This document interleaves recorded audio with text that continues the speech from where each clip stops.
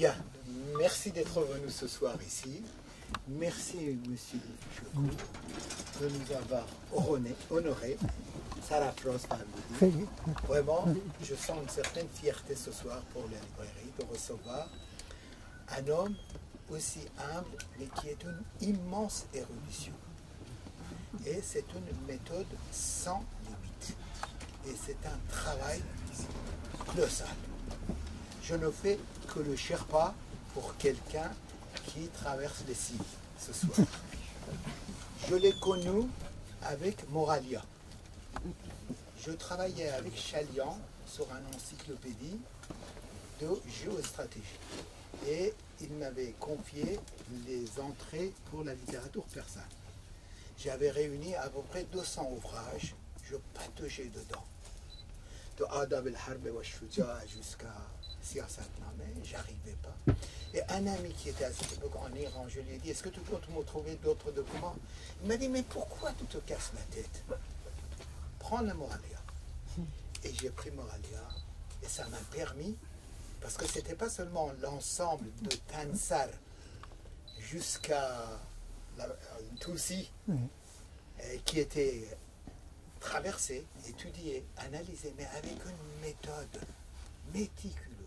C'était le Descartes en train de lire l'ensemble de la poésie et la littérature persane. Et c'est là que j'ai compris quelle était la nuance de Parmian comme adjectif pour l'épée et Tirehindi. Et politiquement, qu'est-ce que ça veut dire? Et ça continuait jusqu'à celui-là. Que je viens, j'ai eu le temps seulement de voir l'introduction. Permettez-moi de vous dire, dans le triangle de Damas et de Moussel et de Konya, en traversant par Alep, quand on lit cette introduction, on voit une grande partie des données politiques, géostratégiques, culturelles du monde actuel qu'on ne comprend pas. Et apparemment, c'est un livre sur les marolotes de Shams et Tabrizi. Ça n'a rien à voir avec ça. Et que ce triangle, il y a des affluents culturels qui viennent du fond de Khorasan, qui viennent de partout, qui viennent de Ibn Arabi d'Andalousie. On les voit converger à un moment donné. Et ce moment de l'histoire de rencontre de Shams et de Maulana, j'aurais jamais pensé qu'à ce se passer aujourd'hui entre Moussel, entre Konya et entre Damas. Merci d'être venu et je vous souhaite une bonne soirée. Une seule demande. Monsieur de Fouchécourt va présenter l'ensemble comme il l'entend. Après, des questions et des observations, mais je demande dès maintenant que pour les questions, pensez qu'un tel débat, ça suscitera des questions. Laissez le temps que tout le monde puisse intervenir. Donc, qu'on ne dépasse pas plus de 2-3 minutes pour chaque question. Merci d'être venu et merci. Je vous cède la parole.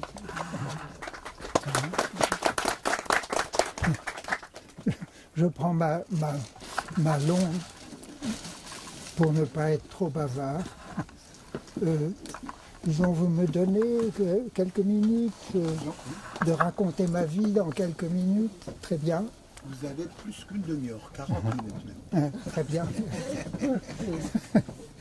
خیلی شرفیاب شدم خیلی تشکر می‌کنم خیلی merci beaucoup pour disons, votre attention au fond à ma vie, puisque c'est ça que vous avez l'intention de sur la fiche ici. Je vois que c'est, disons, la parution de la quête du joyau est l'occasion de me remercier pour mon travail accompli sur la littérature persane. Autrement dit, ça clôt mon, disons, 40 ans de travail.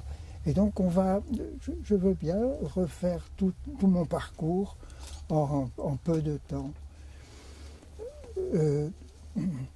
Disons que, voilà, j'ai apporté, mais je vois que vous l'avez heureusement, j'ai apporté l'un des livres dont je suis l'auteur, mais qui est en persan grâce à la plume extraordinairement belle de mon ami Ali Shariat.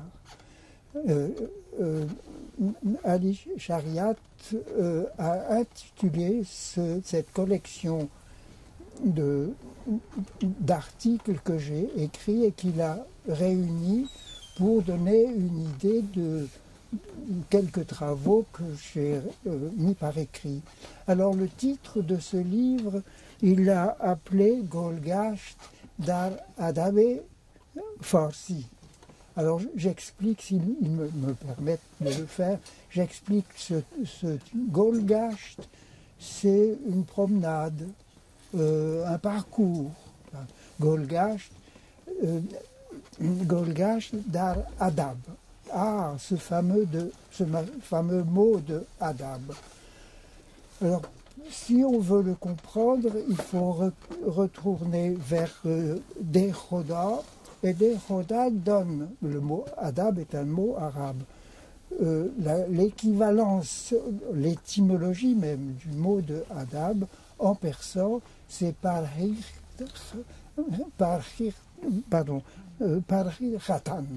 c'est-à-dire, disons, s'abstenir.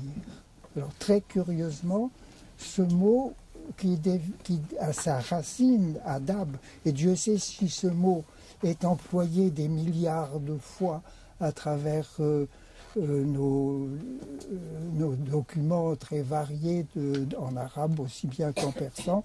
Adab veut dire simplement s'abstenir. S'abstenir en société. S'abstenir en société, c'est ne pas nuire. Et s'abstenir en société, c'est faire juste. C'est ça que veut dire Parisgar, etc. C'est un mot très, très connu, très bon. C'est s'abstenir. Alors, s'abstenir, mais c'est toute l'éthique. Et conséquemment, la morale. C'est la politique. Et tout le Parisgar, c'est l'homme qui sait. Alors, il existe un Iranien que tout le monde connaît, qui s'appelle Ibn el-Mughaffar. Il est décédé en 756. Ibn el-Mughaffar a été le champion de l'adab, non pas pour le persan, mais c'est un Iranien, mais pour l'arabe. C'est Ibn el-Mughaffar qui a introduit ce mot adab concernant proprement la littérature. La littérature qui est à la fois un art oratoire, un art poétique et un art de la narration. Toute la littérature est comprise dans ce mot de adab, qui est un mot extrêmement précieux pour désigner ce monde de la culture et plus précisément de la littérature. Quand alors je vais raconter ma vie, quand je suis arrivé en Iran, c'était il y a quelques années, j'ai été très impressionné par l'ardeur, l'intelligence et la mise en place de quantité de fonctions de travail des Iraniens. Ce trésor de la littérature persane classique, on peut dire, il faut le dire, la littérature persane classique est vraiment un monument d'ordre mondial, je pense. Je ne me hasarde pas trop en le disant. C'est un trésor extraordinaire entre le monde, entre toutes les cultures. Disons, quand on arrive en Iran et qu'on sent l'ardeur avec laquelle ce monde iranien de l'université, monde de chercheurs, etc., c'est quelque chose de très impressionnant, c'est porteur Et voilà, donc je me suis senti, moi venant d'Afrique du Nord, ayant fréquenté quelques maghrébins, je me suis senti vraiment non plus celui qui sait tout à travers le monde du protectorat du Maroc, par exemple, transporté par cette culture. La première chose que j'ai faite, c'est d'ouvrir le Shahnameh de Ferdowsi. Ce Shahnameh de Ferdowsi est vraiment quelque chose de tout à fait extraordinaire. Disons, Ferdowsi est un poète, comme tous les Iraniens de la grande période. Les grandes œuvres sont toutes en poésie. Voilà. Alors, Ferdowsi, l'œuvre, disons en gros 60 000 distiques, est un poète épique, est un poète lyrique pour la forme. Pour le fond, je reprends le mot de Adab, pour le fond, c'est un moraliste et un politique à la fois. Et Dieu sait si cette composante de culture est une vaste... Bon. Alors, qu'est-ce qu'a fait Ferdowsi? Il a fait l'histoire du monde fondée sur la hiérarchie dominante, le roi. Et il a fait l'histoire passée avant l'islam du monde, l'histoire de plusieurs dynasties. Et chaque dynastie est composée d'un grand-père, d'un père et de fils. Lequel fils devient le grand-père d'un fils et tout ça en ordre de bataille, c'est une construction très remarquable. Eh bien, dans cet énorme travail, vous voyez un petit mot, juste un petit mot. C'est là la force du persan. Le mot parlant de Jamshid, c'est-à-dire l'un des membres de l'une de ces dynasties, Jamshid, avant tout allait bien, mais Jamshid a fait, en persan, on dit Mani Kard. Mani Kard. Il a tout expliqué, c'est-à-dire que Man, ça veut dire moi. Kard, ça veut dire il a fait Kard. Il a fait. Alors, le I de Mani, c'est là le Jedi du persan. I, ça veut dire faire du moi, se mettre soi-même en avant. Jamshid, devant le succès formidable qu'a été l'Iran à époque ancienne, le tort de Jamshid a été de dire c'est moi, et au lieu de dire c'est Dieu. Et c'est le péché. À partir d'un moment, toute la dynastie de l'Iran a été a dévié de quantité à partir de Jamshid, c'est Zarok, le fameux. Bon, je ne reviens pas sur les détails. Voilà, disons, le génie de l'Iran, c'est Mani Kard. Vous avez à la fois l'éthique, la morale et le politique. Et tout déraille à partir du moment où il s'est attribué à lui-même. Bon, c'est l'histoire d'aujourd'hui aussi, de quantité de pays, voilà. Alors, donc, voilà, Mani Kard pour Jamshid, il y aurait bien d'autres... Bon, alors, nous avons là la notion d'adab, avec tout ce qu'elle couvre. Mais, alors, cet adab s'exprime en poésie, mais il y a une autre façon en poésie d'exprimer des choses profondes, c'est la narration. Raconter est quelque chose qui est beaucoup plus forte que tous des traits traité philosophique, raconté à une puissance de suggestion que n'a pas l'exposé philosophique ou peu importe les Iraniens savent raconter avec une puissance qui marque aussi bien. Alors, la narration, après Firdoussi, je me suis intéressé à la narration. Et la narration, c'est quelque chose vraiment alors, je dirais que le temps passe. Je dirais que le roman persan a trois sources. C'est-à-dire que les Iraniens ont été ouverts aux cultures voisines. Et ils ont, n'ayant pas eux-mêmes de raison de trouver des sources, ils ont regardé d'abord du côté de l'Avesta. Et du côté de l'Avesta, c'est évidemment mon cher Firdoussi qui a, il y a 6 grandes narrations très remarquables dans le Shahnameh de Firdoussi, et l'une des plus remarquables, c'est l'histoire de Goshtasmo Khatayun. Goshtas, c'est l'un des princes dans les dynasties qui dévient, qui a dévié, lui, en regardant d'un côté vers Zoroastre qu'il a admis et d'un côté de Rome, de l'empereur romain qui avait une fille.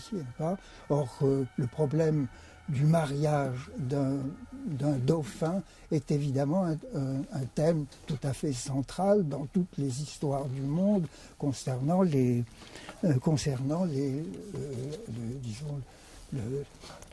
la mise en fondation d'un pouvoir. Voilà. Alors, Firdoussi, ce personnage est tout à fait fondamental, qui c'est à partir du moment où on regarde à droite et à gauche, on enrichit son patrimoine. C'est l'histoire, alors tout le monde peut lire dans le Shahnameh l'histoire de Goshtasm et Kayatun Ketekso. Bon. L'autre côté, c'est le côté guet. Alors, je donne les dates. Firdoussi est mort en 1020. Le deuxième dont je vais parler, c'est Onsori, est mort en 1037. Le troisième, Gorgani, j'ai plus marqué mais c'est quelques années après. Tout ça se tient, on s'écoute, on cherche les sources. La source grecque, la source grecque, c'est le fameux récit de Onsori, c'est-à-dire Vomeko Azra. Azra est la vierge fille du tyran grec, qui est un personnage authentique, historique, c'est Polyarque. Et tout ce roman est noué à partir d'un récit grec et qui a donné une voilà.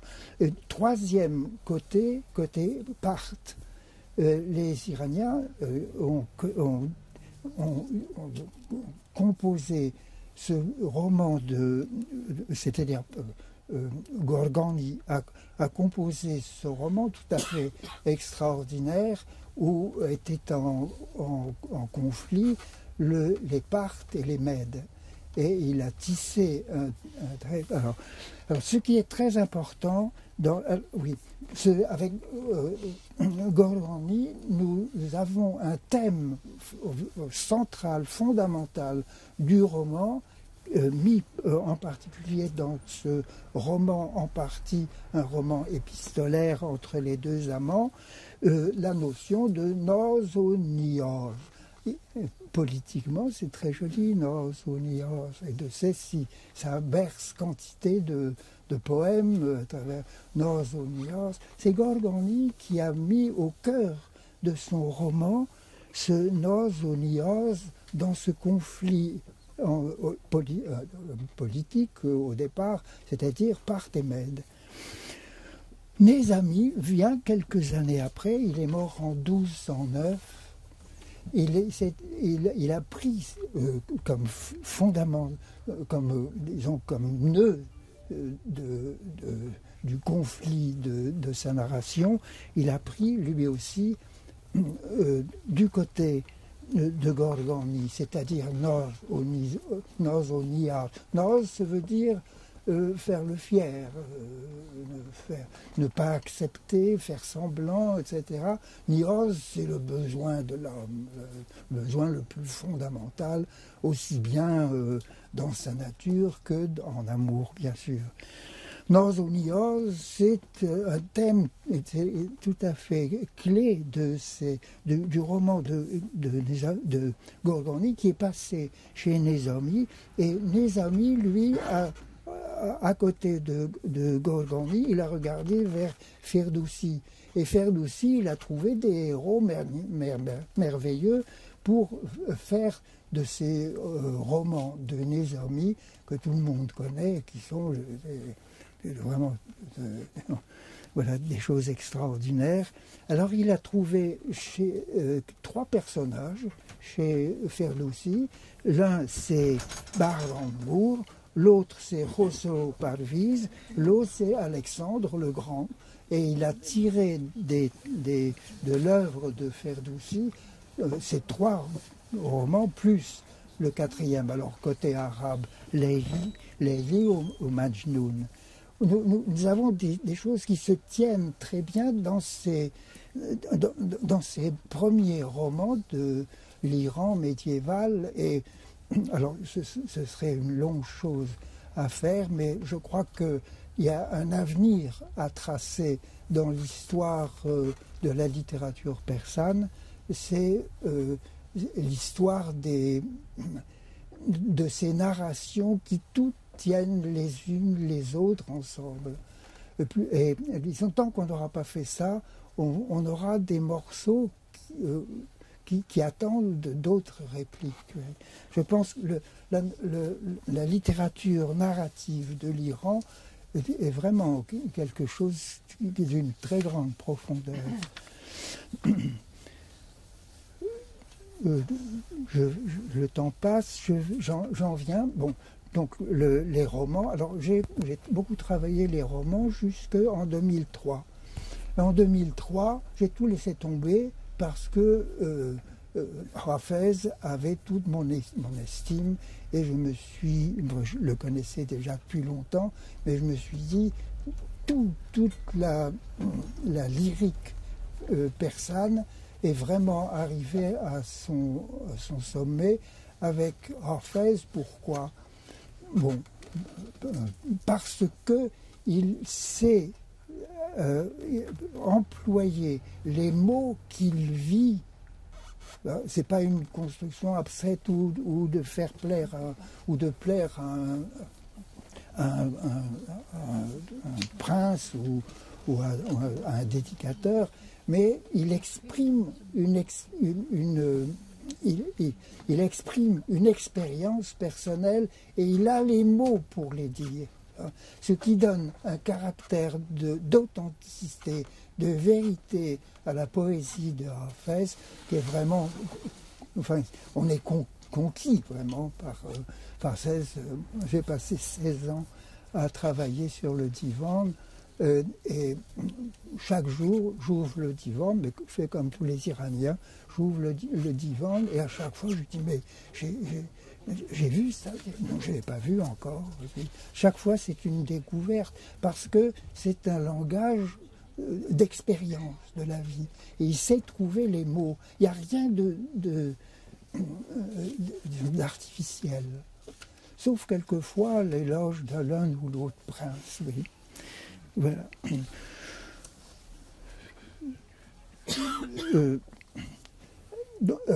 Donc j'arrête là. Je veux dire que mon ami, monsieur, qui est en Iran en ce moment, il aurait été tout à fait bienvenu de venir aujourd'hui, je le connais, nous nous connaissions depuis longtemps, et il m'a dit, maintenant que vous avez fait Hafez, il faut faire Shams, Hafez de Shiraz et Shams de Tabriz. Ouais, ces deux mondes qui ont leur style, leur grandeur, voilà. Shams, c'est... alors je suis passé d'un homme vraiment lumineux à un homme vraiment, disons, caché, vivant une vie aussi riche pourquoi? Tout simplement parce que les Iraniens sont, je crois de pouvoir le dire, sont disons, les grands constructeurs du soufisme. Je pèse mes mots. Le rôle de Nishapur, un grand savant iranien que nous connaissons tous, et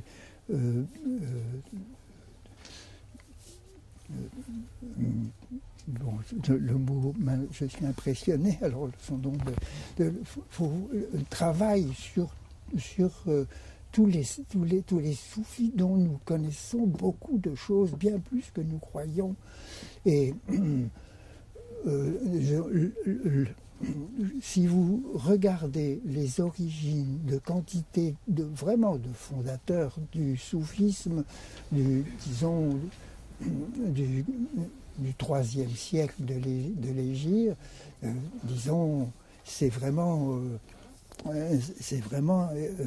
sorti de ce foyer d'une intensité considérable. Nasrallah Pourjavadi, je cherchais son nom, Nasrallah Pourjavadi est l'un des chercheurs qui va fouiller dans... C'est ça, l'une des choses absolument extraordinaires en Iran, ce sont les manuscrits.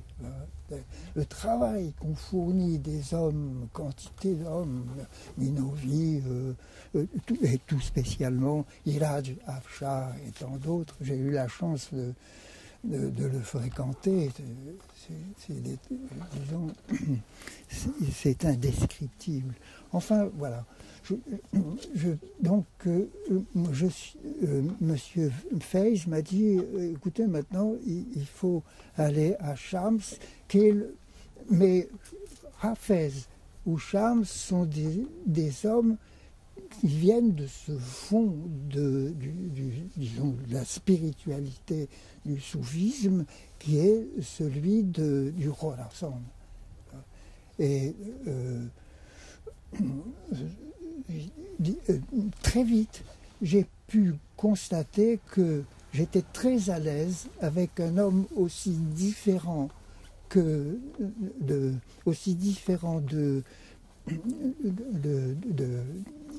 Hafez que pouvait l'être Shams de Tabriz. C'est vraiment deux hommes. Shams de Tabriz n'est pas un grand écrivain. Il a une très belle écriture, très très belle, mais disons, il a un degré de plus que Hafez, je dirais, en ce sens que il va, disons, il évolue au fond de la vie spirituelle, dans son fond propre, et qui est intraduisible en mots. Alors que Hafez, on est porté par tout le drame de Hafez, aussi bien que Shams, ont un aimé. C'est une chose qui m'a beaucoup frappé dans le divan de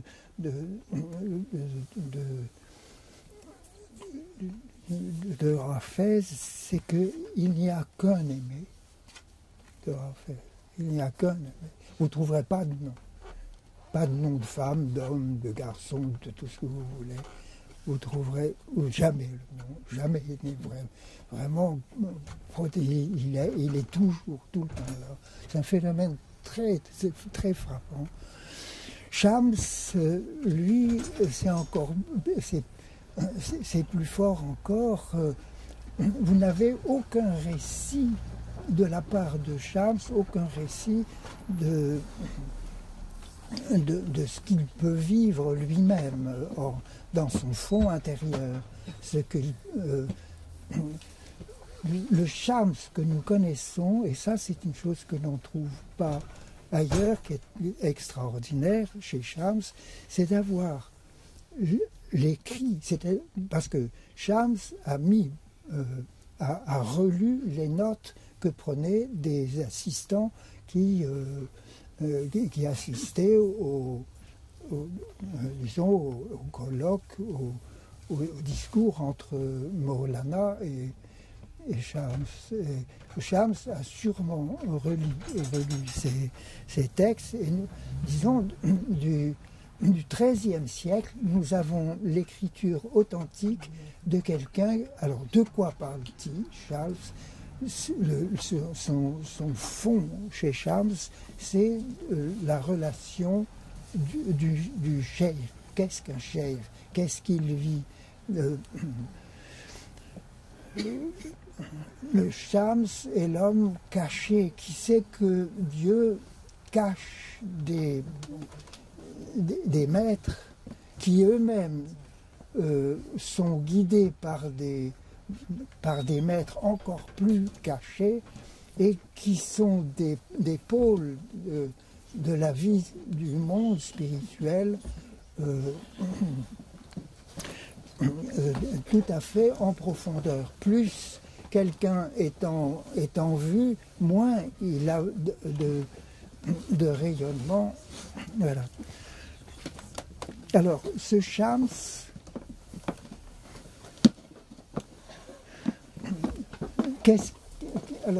juste en 3 mots, parce que le temps passe, juste je voudrais, Shams, je voudrais juste en dire quelque chose qui est très fondamental, dont personne n'a mis en relief et qui est évident, c'est ceci. Shams dit, moi je suis un arbre qui est très épanoui dans un désert. Qu'est-ce que ça veut dire? Ça veut dire que je n'ai pas d'ascendant spirituel.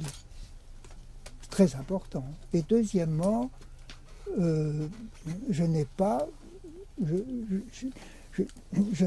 vraiment de disciples, en ce sens que dès que c'est formé au bout de 2 ans,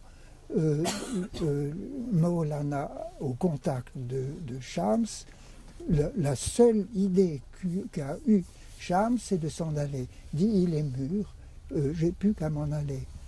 Pendant dit, et avec cette idée très profonde, très forte, que le travail spirituel n'est pas profondément un travail d'un homme sur un autre homme, mais c'est le travail de lui, de Haq, celui qui est la réalité.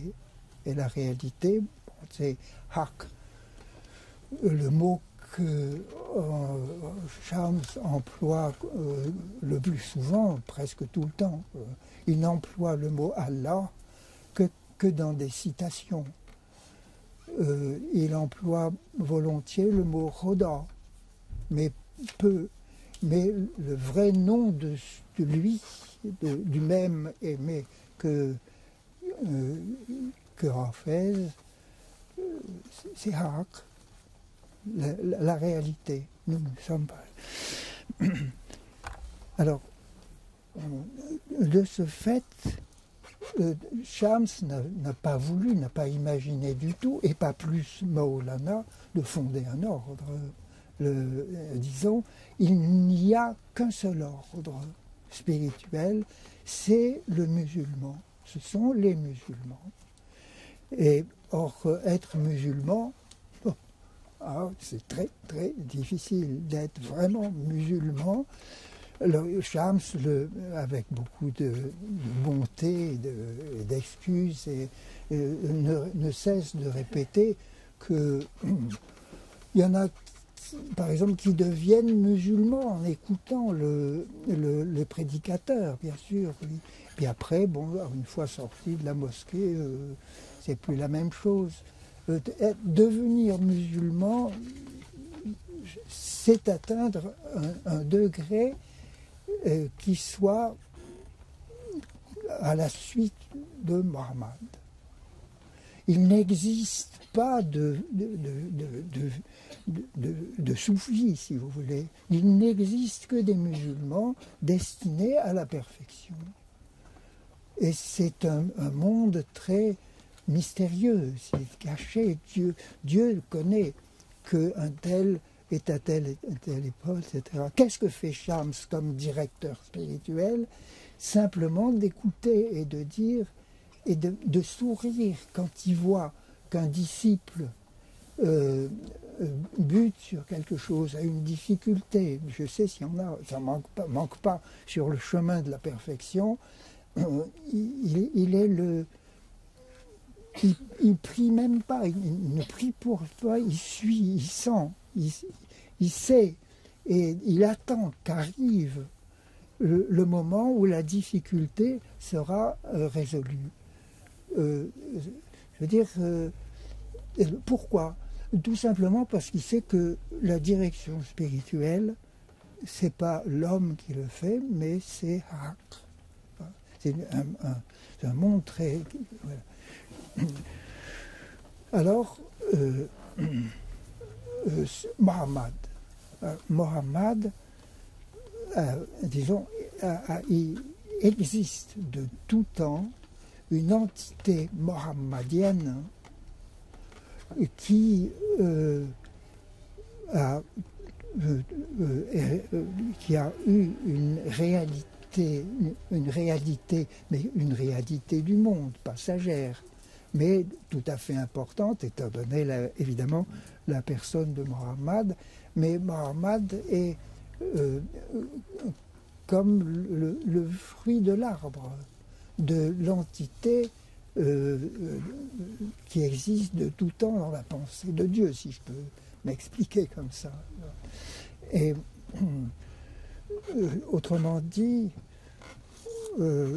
chacun est guidé, soit, ou en particulier les personnes, disons, appelées de leur fond à évoluer du point de vue spirituel.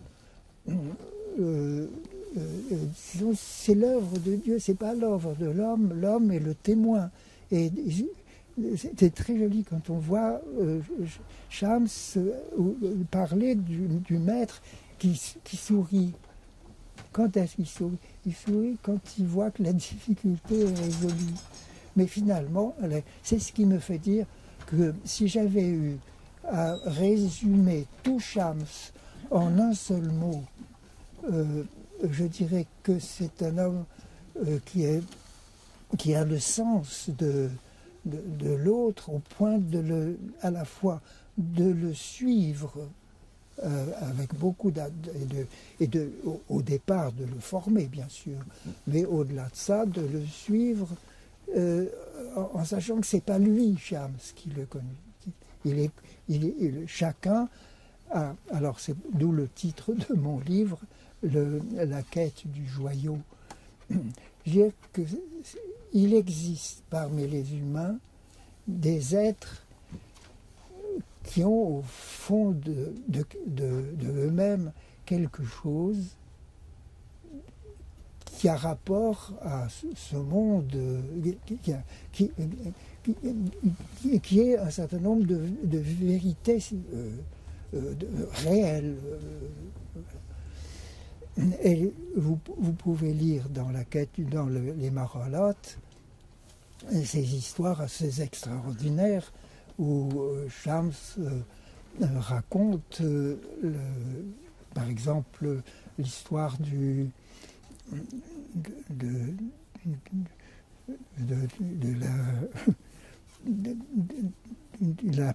la perle, plutôt excusez-moi, les mots ne viennent pas toujours, la coquille, voilà. la coquille, les coquilles, il y a des coquilles, puis il y a plein de coquilles, puis il y a la mer, etc. Oui. Mais il y a des coquilles qui ont un joyau. Il y en a d'autres qui n'en ont pas. Et il raconte l'histoire d'une coquille qui navigue parmi toutes les coquilles. Voilà, elle est bien. Au bout d'un certain temps, les Canadiens disent mais toi, certains lui disent mais toi, t'as un joyau. Toi, là. Non, je n'ai pas de joyau, non, je n'ai jamais vu, etc. Jusqu'au jour où se produit, mais il ne raconte pas comment ça se passe, mais se produit l'événement de la prise de conscience quand lui, il a quelque chose que d'autres n'ont pas.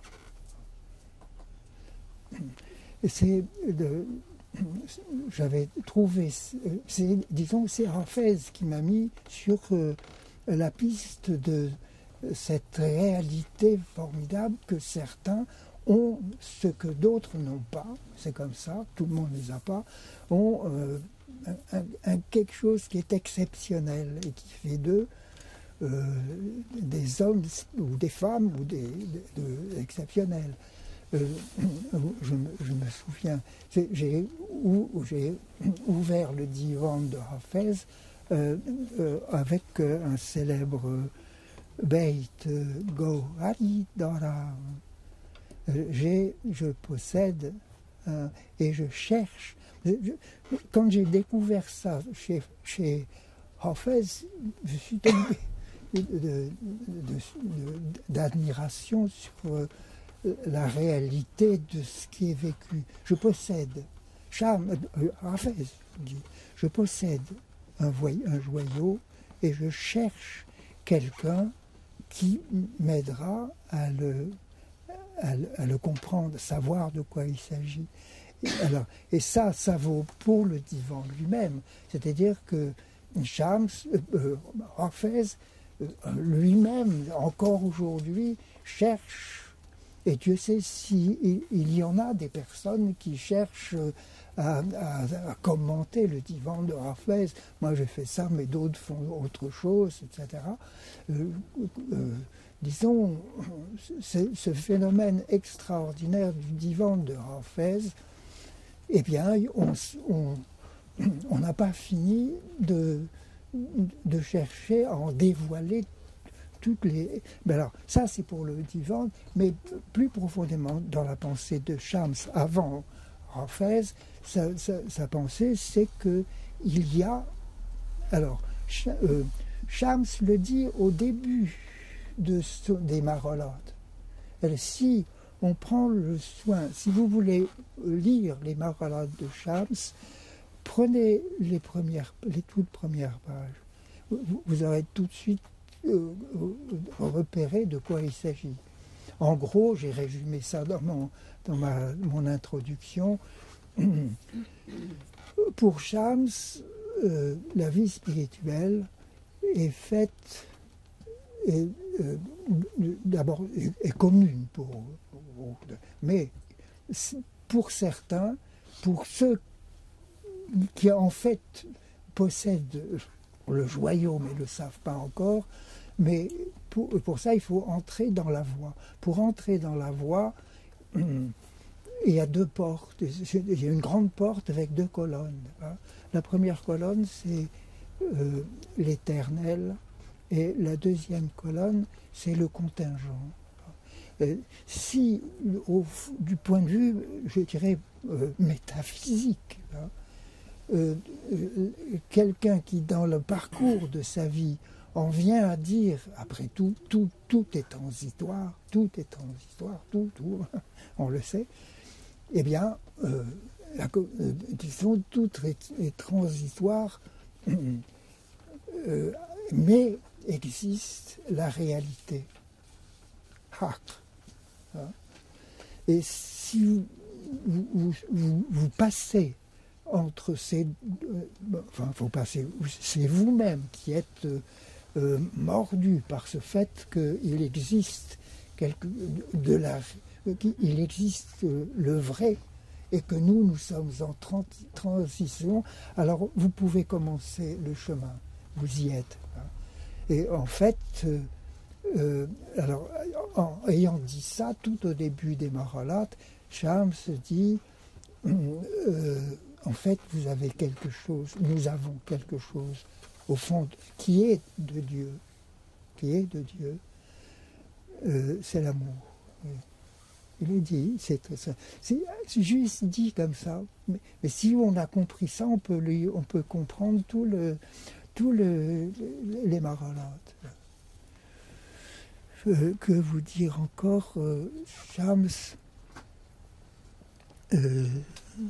oui, avec Mohammed.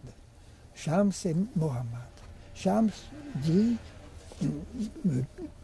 tout mon parcours est de suivre Mohammed dans tout ce qui attire. Bon, alors il y a le problème de l'imitation. Est-ce qu'on doit imiter Mohammed dans tout ce qui est dit dans le Coran en détail, etc., et de vivre ça? Le Shams dit, attention, soyez intelligents. Les versets du Coran sont venus à mesure du besoin, donc dans les circonstances de l'époque de Mohammed. Autrement dit, il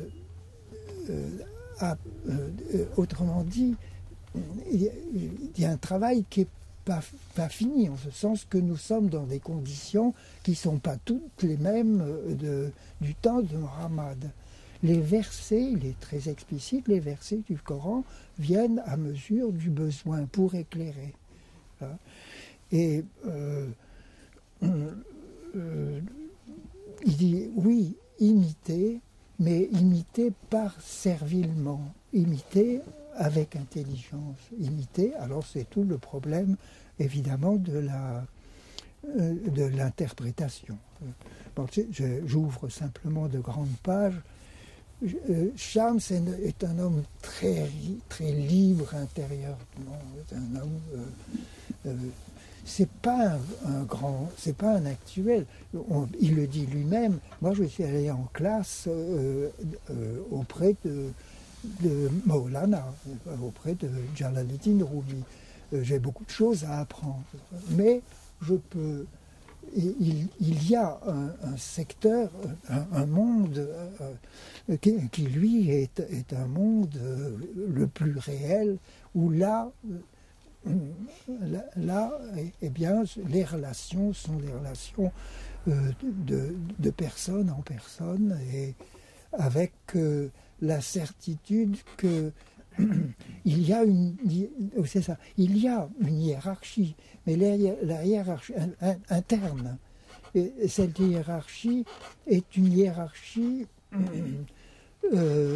où chacun est sous la direction de quelqu'un d'autre, qui est sous la direction d'un une influence qui se déploie. Alors,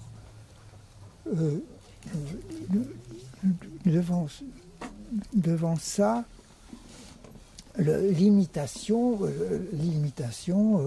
on ne supporte pas la servilité, mais l'intelligence. Alors ça soulève tout le problème de, bon, ben alors que faire? Enfin, que faire?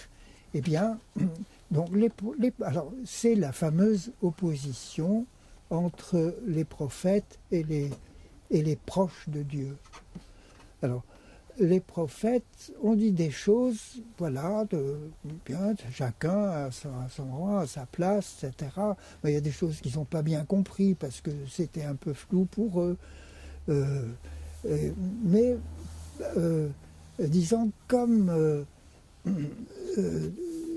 ils ont apporté une certaine parole de Dieu. Mais la parole de Dieu, elle continue. Ça, c'est un point, disons, qui a...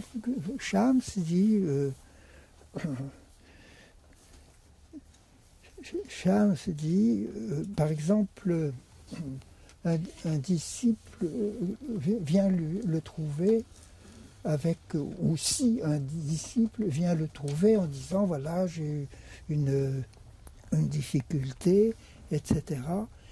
À ce moment-là, l'homme qui se sent apte à dire quelque chose à l'autre réfléchit et, pour ainsi dire, perçoit une réponse. Alors il l'énonce et la réponse n'est pas forcément une réponse éclairante immédiate, mais elle est inspirée à l'homme proche, à l'homme proche de Dieu. Elle est inspirée. Et le disciple qui dit, bon, il m'a dit ça, je ne comprends pas bien, etc., etc. Un beau jour, il arrive que un événement quelconque, très simple, fasse que finalement, il dit, ah, mais il m'avait dit ça. Et ça y est, voilà la réponse. Donc il est loin du maître, et pourtant, la réponse qu'il a reçue est une réponse inspirée de la part du maître. Voilà. Alors, je vais essayer de terminer de la façon suivante.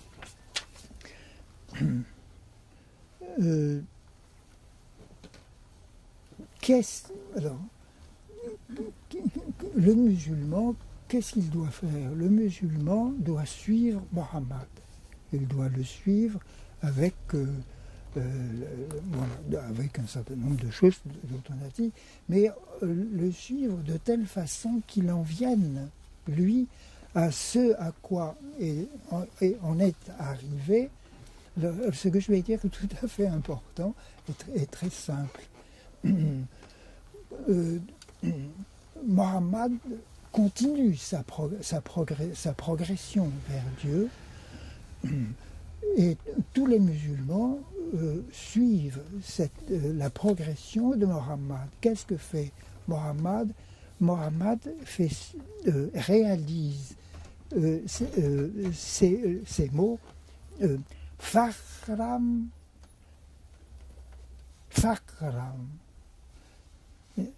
yani Fakhr, mon honneur, c'est Fakr, ma pauvreté. Autrement dit, la progression de Mohammed est d'être de plus en plus, disons, pauvre dans toute la profondeur de l'être, pauvre devant Haq. Et cette profondeur, c'est le jeu de mots Fakhr, l'honneur, Fakr, la pauvreté. Alors, juste un petit bait de Hafez. Le voile sur la route, Hafez, c'est toi. Dégage-t'en. Heureux celui qui avance sans voile sous ce rideau du monde. Le Ghazal 216, Beit 9. Autrement dit, la progression du proche de Dieu, c'est de plus en plus être... si vous voulez, j'ai fait le mot de... Rappelez-vous le mot de Firdoussi. Firdoussi, qu'est-ce qu'il reproche à Jamshid? Il reproche à Jamshid Manicard. Si il me fallait résumer toute la spiritualité des Iraniens, ils me diront si je me trompe ou pas, toute la spiritualité des Iraniens est dans ce noyau. C'est-à-dire, votre péché, si vous péchez, le vrai profond péché, c'est de faire du mani, du moi. Et la grande spiritualité telle que je la sens dans mes contacts avec c'est vraiment peu à peu, mais c'est quelque chose qui se commande pas, qui se pratique pas, qui se définit pas. C'est disons cette transparence de plus en plus du moi par c'est la réalité spirituelle. Hein, voilà. Autrement dit, on est avec Shams, mais malheureusement, ça n'est que pour ceux qui l'écoutent, mais ça n'a pas été réalisé parce que ça ne se réalise pas dans un ordre.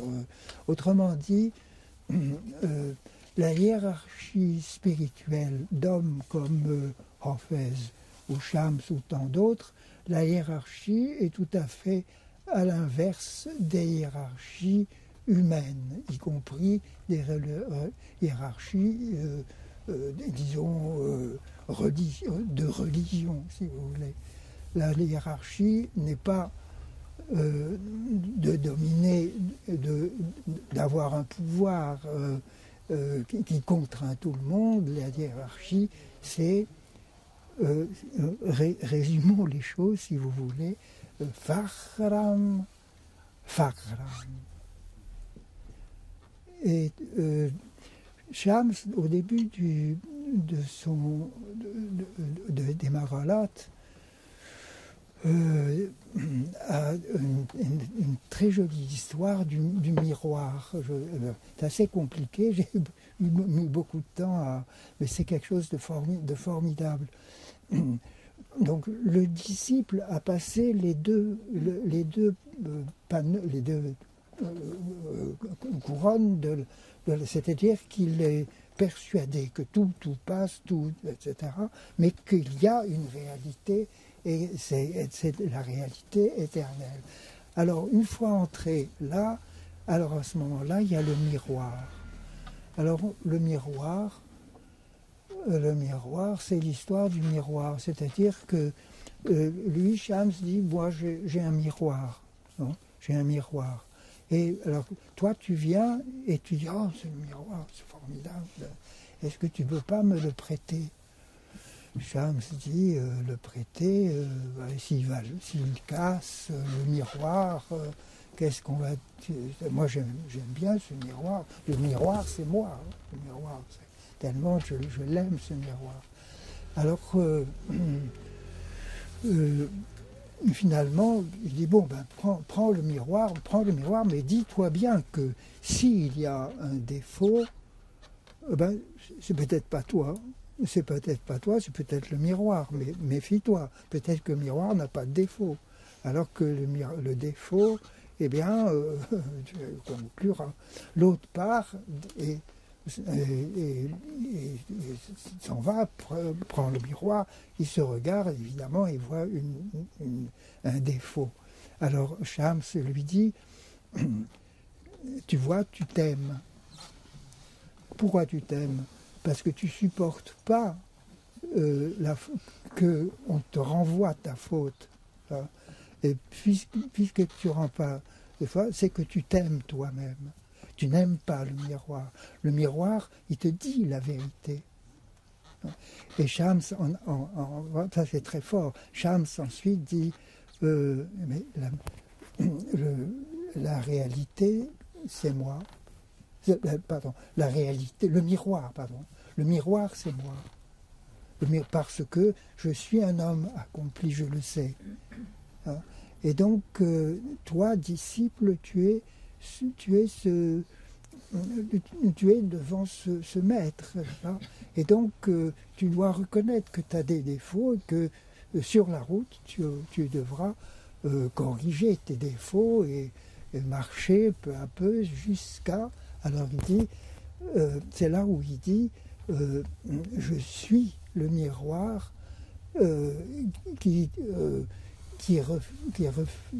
oui, je suis le miroir moi-même de celui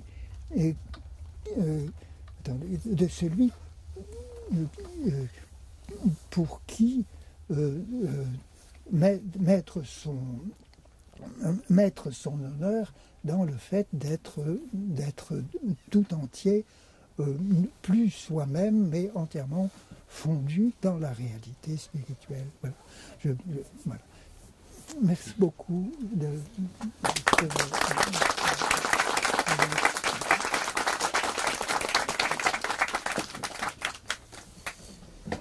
Après ce moment magique, je ne sais pas que j'ai rien à dire. S'il y a des questions, s'il y a des observations.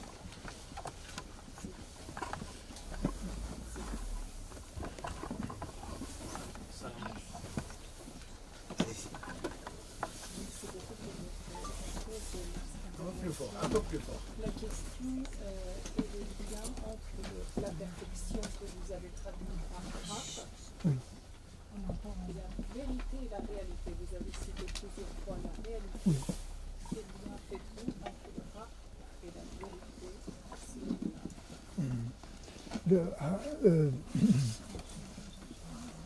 vérité? La vérité, c'est la vérité et réalité sont une seule et même chose.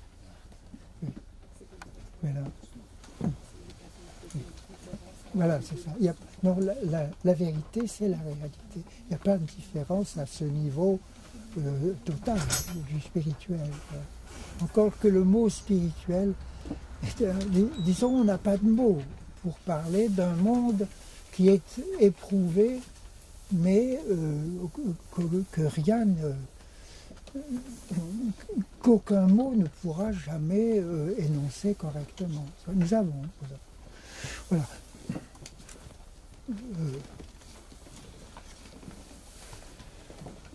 Que vous dire encore que Shams est très étonnant de... Alors, voilà la relation Shams et Maulana. Alors, M. Feiz m'a poussé à travailler les maralotes de Shams avec en tête de pouvoir éclairer Maulavi dans son œuvre vraiment extraordinaire. Le Masnavi est quelque chose. Et je pense qu'il faudra sur ces bases. Donc Maulavi a vécu tout seul. Disons, il avait toute une cour de personnes qui accouraient, qui venaient l'écouter, mais il n'a pas fondé d'ordre parce que dans la pensée de Shams, il n'y a pas d'ordre à faire. C'est un mot. Plus c'est spirituel, moins il y a d'ordre hiérarchique. Voilà. Oui. Je ne sais pas si c'est... Bon, c'est des mots... Voilà. Tout ça pour vous remercier d'avoir écouté, j'ai raconté ma vie. En gros, elle est très simple. J'ai aimé Ferdowsi passionnément. Tout d'un coup, je me suis tourné vers le narratif, c'est le roman. Il y a un travail considérable à faire sur ce domaine du roman, qui est une très, très grande... Comme je pense que toute cette littérature est en poésie. C'est quelque chose d'inouï. Alors, il faudrait parler ici de la langue persane. La langue persane, c'est une langue très déconcertante, en ce sens, elle est très simple. C'est incroyable. Et essayer de traduire du persan, surtout la poésie, disons, il n'y a pas d'article défini. Il n'y a pas la distinction masculin-féminin. On adore les mots tout simples. Si vous prenez une syllabe avec pour centre la voyelle A, par exemple, et vous mettez des consonnes, soit deux consonnes des deux côtés, soit une consonne et la voyelle, etc. Vous avez des quantités de mots. Je ne sais pas, il y a des quantités de mots. Le persan est très déconcertant par sa simplicité. Alors, le pire, c'est les orphées. C'est-à-dire, le pronom des orphées, c'est « et ». Bon, à côté d'une voyelle, c'est « ei », ou « yé », pardon. Et, bon, c'est très simple. Alors, la première difficulté, c'est que souvent, c'est pas écrit. Donc, si vous prenez un poème persan, écrit en persan, et vous regardez, les affaires n'est pas écrit. Les affaires, en arabe, c'est un petit trait. Alors, pour sauver le lecteur, disons, qui ne connaît rien, alors par gentillesse, les Iraniens mettent un petit trait comme ça. Ça s'est fait pas mal, même en prose, pour pas être... autrement, alors, les orphées, c'est une relation entre deux mots, de substantifs ou de substantifs et adjectifs, etc. Alors je répète toujours aux étudiants, premièrement, cherchez le maître du poème, que ce soit, c'est toujours le même avec le Shahnameh de Firdoussi, mais c'est le très différent pour de grands virtuoses de la poésie, etc. Bon. Quand vous avez trouvé le maître, là, vous pouvez chercher à lire le texte en faisant attention. Est-ce que là, il y a... Ou là, je suis obligé de mettre... Et, le et se prononce. Donc, ça compte dans les unités formant un maître. Mais ce n'est pas écrit.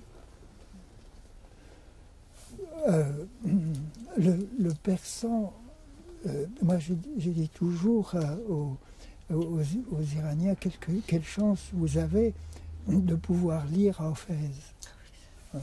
Nous, c'est pas évident du tout. Quelle chance, et ça vous chante. Il y a plein de voyelles dans le persan, et beaucoup c'est de la musique. Ça se chante tout le temps, le persan. Le persan est... bien des fois, quand Hafez parle de la coupe, bon, bien des fois, ça arrive. Quand Hafez parle de la coupe qui enivre, en fait, il parle de sa poésie. Ça enivre, oui. Et à ce moment-là, vous laissez prendre par la musique, des mots. Et vous comprenez, vous n'avez pas besoin de comprendre. ou au moins, c'est déjà quelque chose. À plus forte raison, si c'est bien dit, avec les affaires, c'est le pire. C'est pas écrit. Mais nos amis iraniens, pour eux, ça va de soi. Ils ont ça, c'est naturel, c'est co-naturel, la poésie. Donc personne, disons, alors écouter un poème de Hafez, c'est vraiment boire à s'enivrer, oui. Parce que il faut bien voir aussi que ces poèmes sont faits pour être récités ou déclamés. Par conséquent, c'est même pas écrit. La réalité du poème, d'un poème de Hafez, sa réalité, c'est les oreilles qui l'aperçoivent. Alors aussi, l'écriture, la graphie. Quand vous tapez à la machine un beit, un distique de Hafez, et souvent ça m'impressionne toujours le très peu de lettres avec lequel il écrit, très très peu de lettres. C'est les mêmes lettres, il cherche d'avoir les mêmes lettres. Et puis, alors ça, les Iraniens l'ont emprunté aux Arabes, mais les Arabes, ça c'est un génie tout à fait très remarquable et vraiment dû aux Arabes, c'est le distique. C'est-à-dire que un poème est fait de distique. Un distique, c'est comme une tente, c'est pour ça que ça s'appelle beit. C'est comme une tente, c'est-à-dire qu'il y a deux parties qui se font écho. C'est une possibilité d'expression formidable et restreint déjà aux quelques mots que comporte un distique. Donc c'est une puissance de suggestion qui est très étonnante. Oui. Et alors je dis sur chance, quelle chance vous avez d'avoir cette poésie, tout est poésie dans cette culture, et une poésie faite pour dire des choses simples. Voilà. Bon, merci beaucoup d'avoir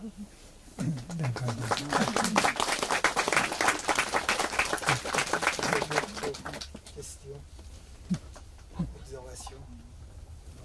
Alors, si vous me permettez, sur cette relation de l'oralité et l'écriture et la poésie, j'ai trouvé une situation magnifique.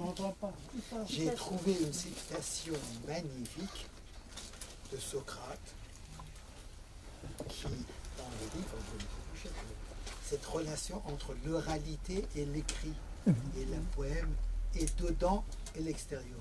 C'est magnifique. C'est pages 9 et 10.